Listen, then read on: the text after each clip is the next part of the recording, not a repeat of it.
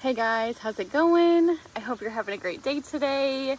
And today we have some fun energy. We have some mental pressure. And so we're looking at confusion and doubt, which are doozies, like for everyone, because we all treat these gates in the wrong ways. And so let's talk about confusion and doubt and what they can be good for and how they're supposed to be used and what we can do with these energies to not be controlled and used by our own mind or the minds of anybody else. And so with the sun in 64, this is the gate of confusion, and this is a crown gate. This is the only gate I have in my open crown. And so this is mental pressure, and it's unconscious. So it's like this unconscious something that you don't really know, and it's just digging at you, and you're like trying to think, you're trying to resolve the confusion, you're trying to figure out the present by making sense of the past. Maybe you see all kinds of memories and you're like, what does this mean about right now, about where I'm going? And so it can just be such a spirally place where you're looking for answers. Maybe there's no answers, and we're just grasping here. And so we are meant to experience the present moment so that we can reflect on it as the past. And I had a really good process with this as a kid. So every night when I went to bed, I would start at the beginning of my day, and I would just go all the way through the whole day. What happened the whole day? And I was like, did I make myself proud in every moment? I was a compulsive kid. And by doing that, I could reflect on the past. And to be able to do that, I had to be in the present while I was at school. And so this really just helped me structure my life. It helped me make meaning of the things that were happening. It helped me continue to move and not get stuck anywhere. And when the pressure is coming through, it might come through as like images, or maybe it looks like memories. And these flashes of the past are trying to help you make sense of what is happening now. And so I really love how Richard Rudd talks about this gate, because he makes this gate this big collective quantum field thing. And he's like, look, this quantum field of confusion, it's collective. We all feel it inside of our bodies. He's like, this is the ancestral DNA. You know, this is the past life's experience. This is where all of that memory lives, and it's a collective thing. And so it's something that is in all of us, and it's not personal. That's a hard place to go with confusion. Confusion is not personal. Confusion shouldn't be necessarily used to make sense of your personal life. It's more collective. It's like making sense of how we're going to run this business based on what I've experienced in the past, based on what I've seen with other groups of people and how I've seen this work before. And so it's not about being like, oh my gosh, I'm confused. I don't know who I am. I'm so full of doubt. Like, I'm confused because I'm an idiot, right? We're like making this confusion personal, but really it is to help us collectively in our big groups, in the big world group. And the way that Richard Rudd makes this like collective past, he's like, we all have this sense of unease in our body. Like, we have this sense of unease emotionally and mentally and physically. And what we all do is we run away from it because we don't want to feel it. We don't want to feel the actual frequency of the world and of the humans that are in the world. And so what we do is that we get addicted to thinking, and that is to avoid feeling that sense of unease. The way that Richard Rudd explains it is that he says this sense of unease, you know, it's like we kind of become controlled by it. And when we feel it, we like literally collapse. So it's like a mental collapse into confusion because we couldn't just feel the feelings underneath. And when we collapse into that mental state, we start thinking and trying to figure it out, trying to make sense of what is happening. But we never have to do that in the first place. We can just kind of stay under it. We can feel that unease. We can let it move through, and we can alchemize it in our body. And so this is like a process of transformation, right? Where you're feeling that feeling, and it doesn't have to necessarily mean anything. You can let it come in and go out. And we don't have to make this permanent confusion try to go away. It's like if it's a collective thing, all of this past life, past ancestral trauma, if that's collective, if that's energetic, and that is inside all of us, it's permanent. And even if I get it all out of my body, like as soon as I go into other auras, it's just going to come back in. And so we have to be able to like accept that. Like we can't think that away. We can't solve that or figure that out. And as soon as we stop thinking, we can notice that the confusion ends. Like that is what is so funny about confusion. Stop thinking. Look around. You don't even need a single word to be sitting where you are and not feeling confused. You can just be where you are. You don't have to explain where you are to yourself or what you think is happening where you are, right? You can just be where you are, and there doesn't have to be any words about it.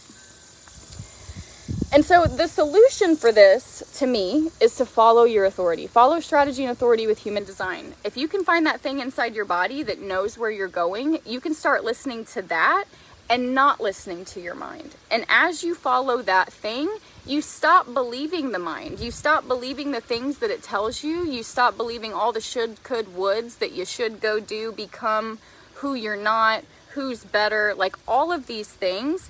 All of those should, could, woulds are things that have been conditioned onto you, right? If your mind is like, I should be an astronaut, maybe you could ask yourself, who in the hell convinced me that I need to be an astronaut, you know? Because if we're trying to figure out should, woulds, and coulds, that doesn't belong to us in the first place. That comes onto us through conditioning.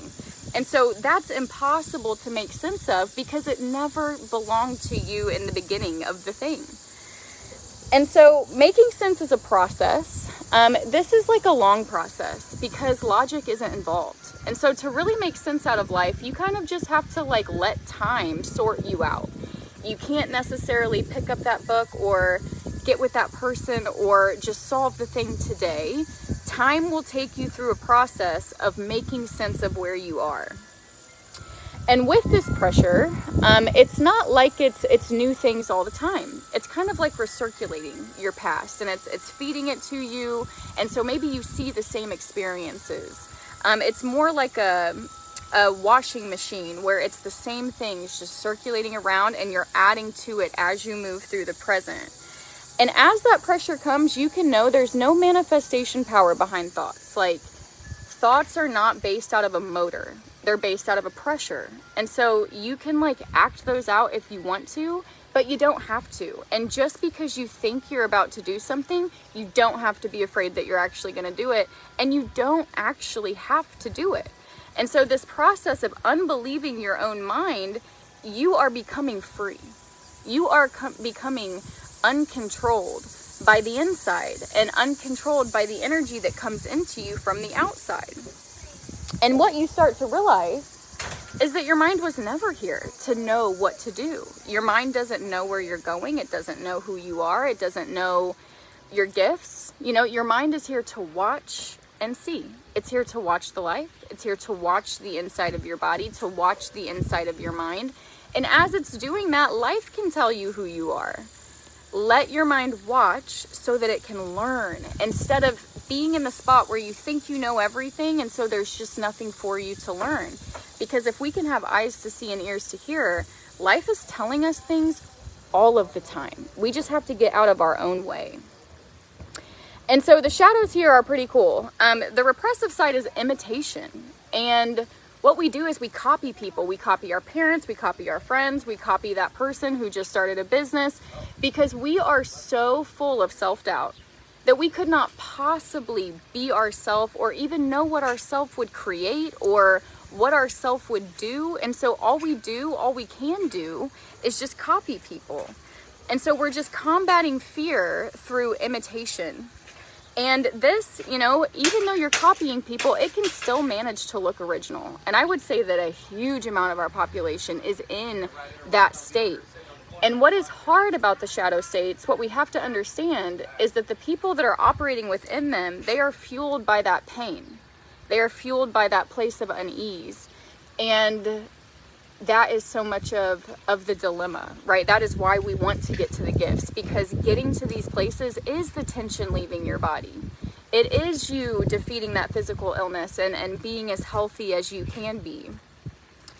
The reactive side of the shadow is confused. And so this is a person who takes their pain and externally expresses it.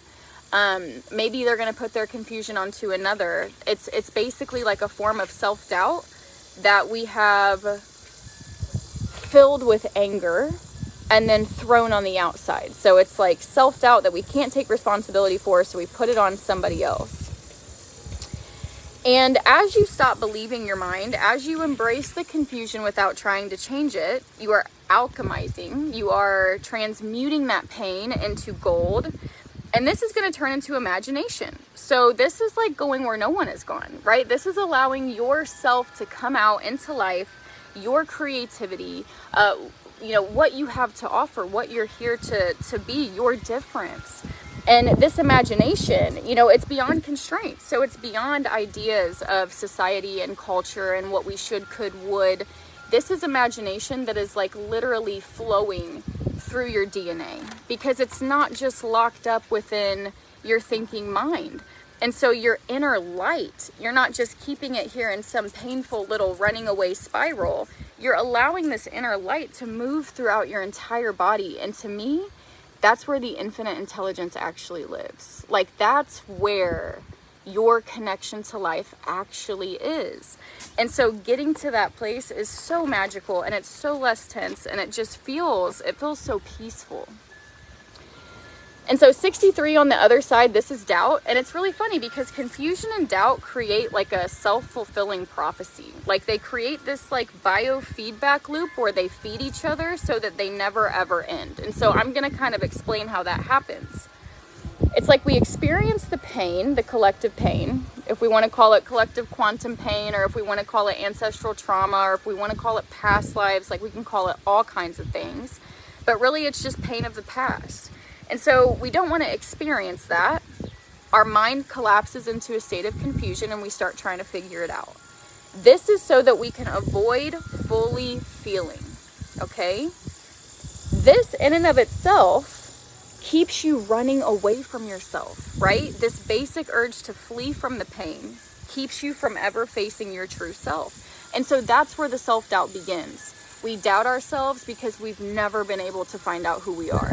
We've never been able to just watch life and to watch our true self come out and to discover it along the way, And so this self-doubt, this is what keeps us in these cycles of imitation and confusion and not being our full self, being in the tension and in the pain.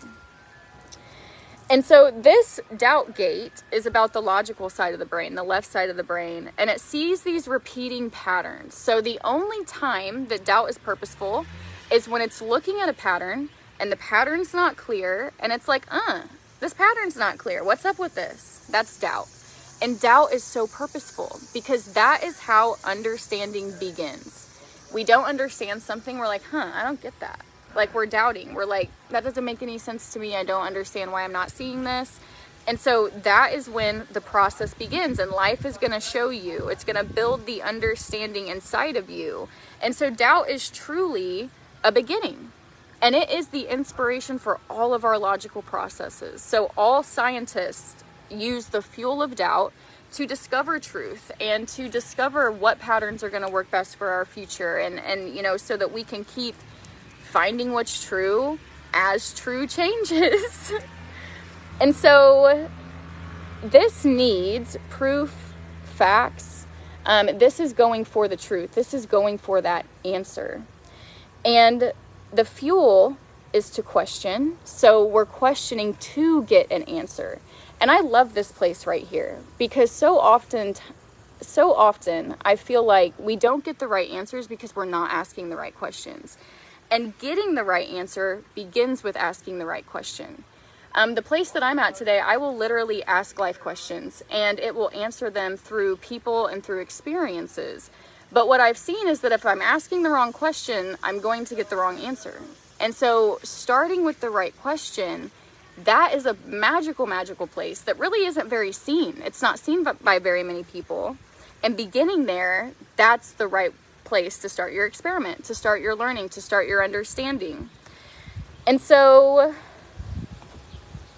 doubt does not go away. And this is the whole problem. It's like we can answer our doubts about the pattern and we can be like, oh, I see why this isn't working. We need to do this.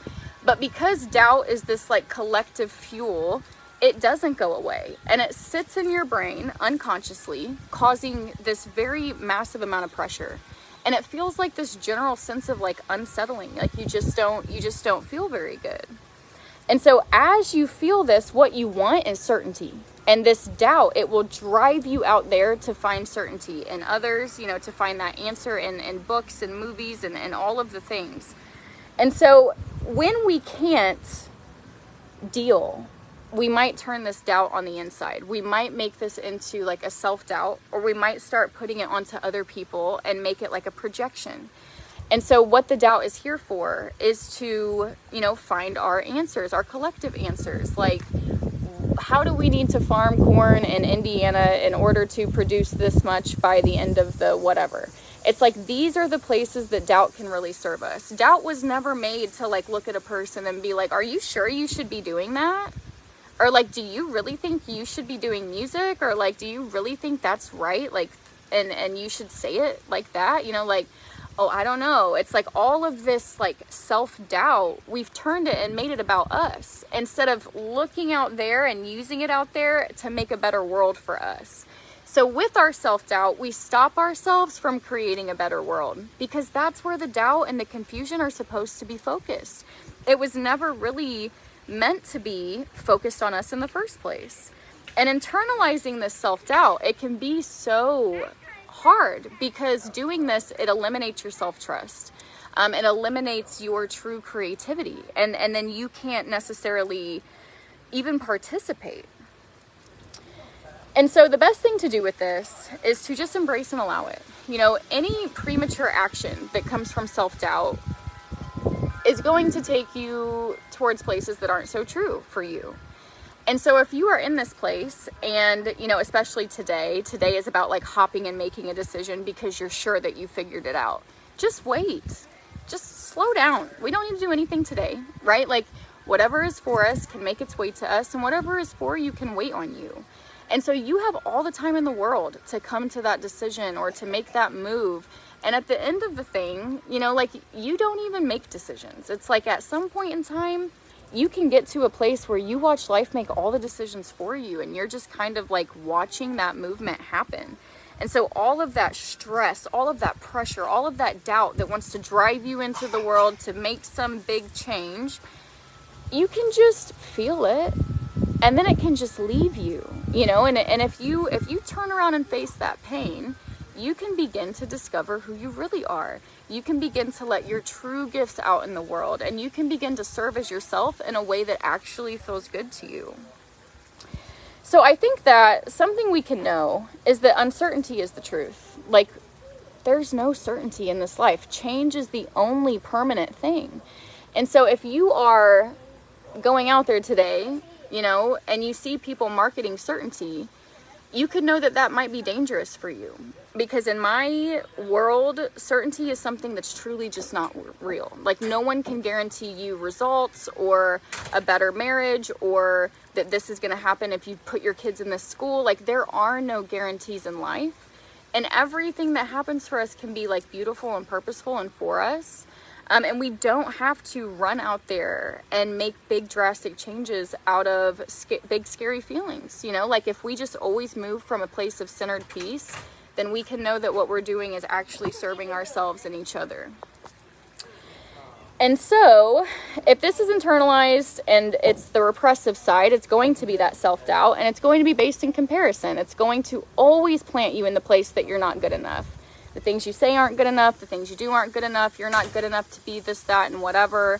And so that is the side that's taking the doubt and shoving it down in there and saying, oh, this is about me. The other side, the people who throw it at other people, it's going to create suspicion. And so if anybody is feeling suspicious of you, here's some things that we can watch out for this. This suspicion, because it's not based in the truth, so often it can elicit very defensive responses. And that defensive response is just the person protecting their self and what is true for them. And breaking into this suspicion, it's truly like a wave of self-destruction, because you are going to experience this pain and you're going to throw it at the other. They're going to defend themselves, and then you're logically going to be like, oh, well, look at how they acted. Of course it's true. You're gonna use logic to defend your projection instead of hearing the human being that's sitting right in front of your face, you know? And so these are things to look at today and for the next 6 days. As you grow into the gift of this, it turns into self-inquiry. So this is remaining open without needing a definitive answer. You know, if we can be completely open to living this life and moving through the experiences, all of the answers will be answered. I was just talking to somebody today about help. If you just naturally live your life, the help that you need is always there. It just shows up. And it could never be what you think it's going to look like, who you think it's going to come from. It's like the help that you need will be there.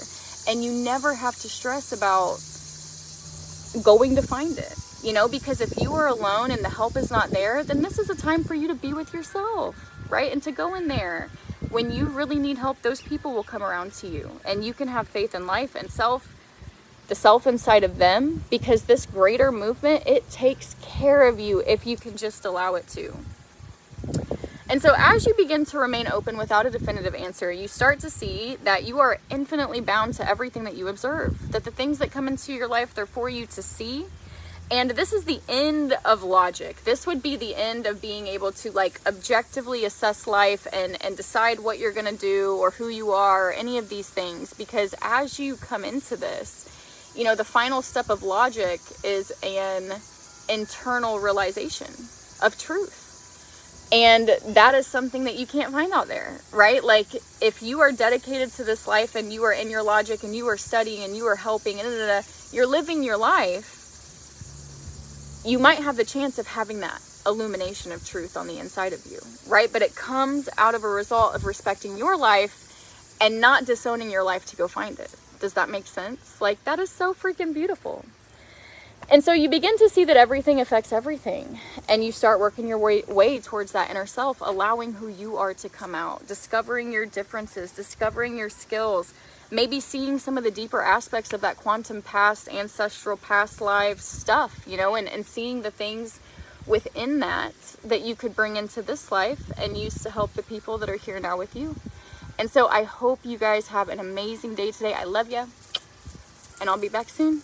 Bye, guys.